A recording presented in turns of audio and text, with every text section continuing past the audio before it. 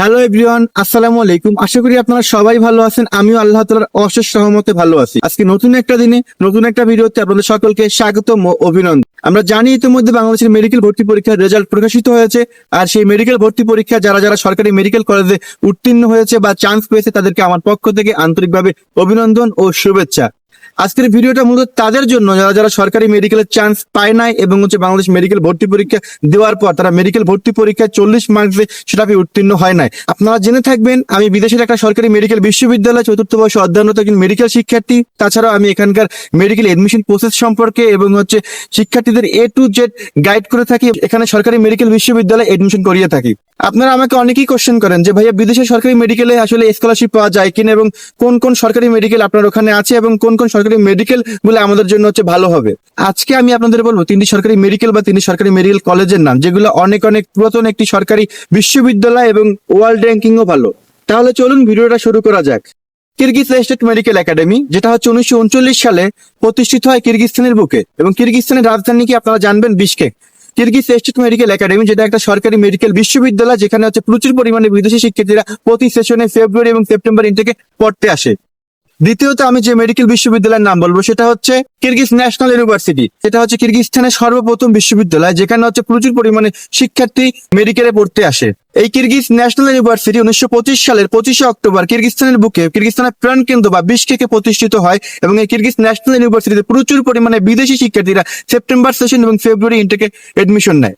আবিসিনা Tajik state medical university যেটা তাজিকিস্তানের বুকে Dushanbe শহরে অবস্থিত।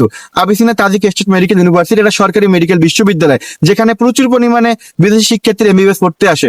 আমি যে তিনটা বিশ্ববিদ্যালয়ের নাম বললাম এটা তিনটা বিশ্ববিদ্যালয়, সরকারি বিশ্ববিদ্যালয়। এই তিনটা বিশ্ববিদ্যালয় দুইটা সেশনে ভর্তি হওয়া যায়, একটা ফেব্রুয়ারি ইনটেক, একটা সেপ্টেম্বর ইনটেক। আর এই তিনটা বিশ্ববিদ্যালয় পৃথিবীর সকল স্বাস্থ্য সংস্থা দ্বারা অ্যাপ্রুভ।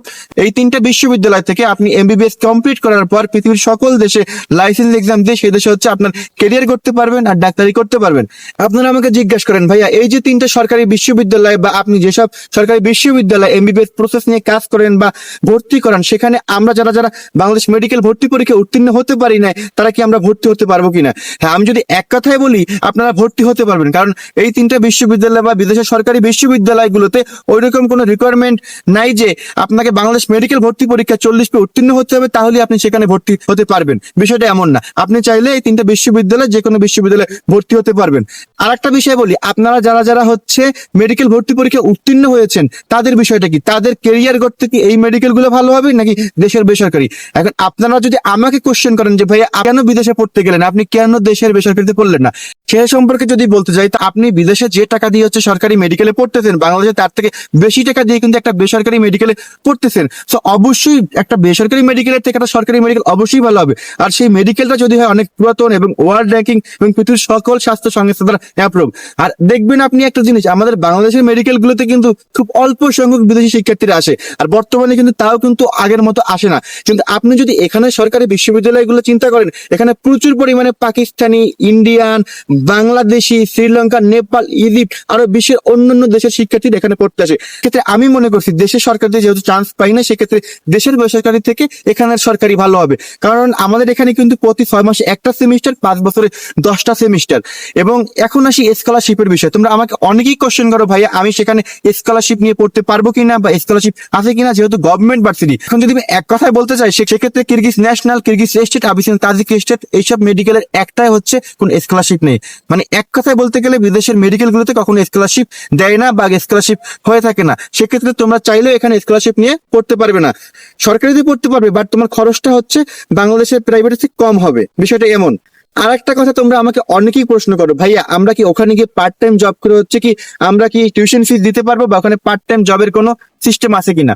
তো সর্বপ্রথম যদি আমি একটা কথা বলতে চাই, তুমি একজন মেডিকেল স্টুডেন্ট হবা, তুমি ডাক্তার হবা, তোমাকে অবশ্যই ভালো করে শিখতে হবে, তোমাকে অবশ্যই ভালো প্র্যাকটিস করতে হবে। আর সেকেন্ড যে বিষয়টা সেটা হচ্ছে তুমি যখন একজন মেডিকেল স্টুডেন্ট হবা তখন তুমি কিন্তু ওই পার্ট টাইম জব বা part time job tuition fees দেবা, সেটা কিন্তু আর সম্ভব হয়ে ওঠে না। যদি তোমার সাবজেক্ট ইঞ্জিনিয়ারিং হতো তাহলে তোমার পক্ষে এটা সম্ভব হতো। আর তৃতীয় যে বিষয়টা হচ্ছে আমাদের এখানে পার্ট টাইম জব করার কোনো সুযোগ নাই। আর চতুর্থ যে বিষয় সেটা হচ্ছে আমাদের এখানে গভর্নমেন্ট থেকে টোটালি নিষেধ করা আছে কোনো শিক্ষার্থী বা কোনো স্টুডেন্ট পার্ট টাইম জব করতে পারবে না। তো আশা করি তোমরা আমার এই ভিডিওটা বুঝতে পারছো। আর ইতিমধ্যে তোমরা জেনে থাকবা কিন্তু এই বিশ্ববিদ্যালয়গুলোতে কিন্তু বর্তমানে এমবিবিএস এডমিশন ওপেন হয়েছে। তোমরা যারা যারা হচ্ছে এখানে এডমিশন নিতে চাও তোমার ডকুমেন্টস গুলো আমাকে হোয়াটসঅ্যাপে সেন্ড করো। এখানে ভর্তির জন্য যেসব ডকুমেন্টস গুলো লাগবে সেটা আমি তোমাদের একটু বলে দিই।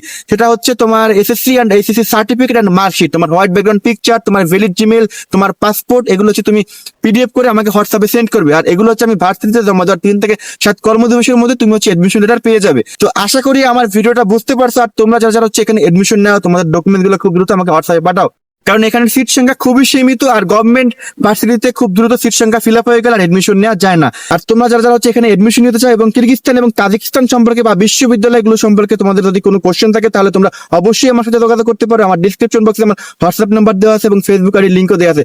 তোমরা চাইলে সেখান থেকে আমার নাম্বার নিয়ে আমার সাথে যোগাযোগ করতে পারো এবং হোয়াটসঅ্যাপে মেসেজ দিতে পারো। তো সবাই ভালো থাকো, সুস্থ থাকো। নতুন কোনো ভিডিওতে নতুন কোনো বিষয় নিয়ে আবার কথা হবে। আল্লাহ হাফেজ, আসসালামু আলাইকুম।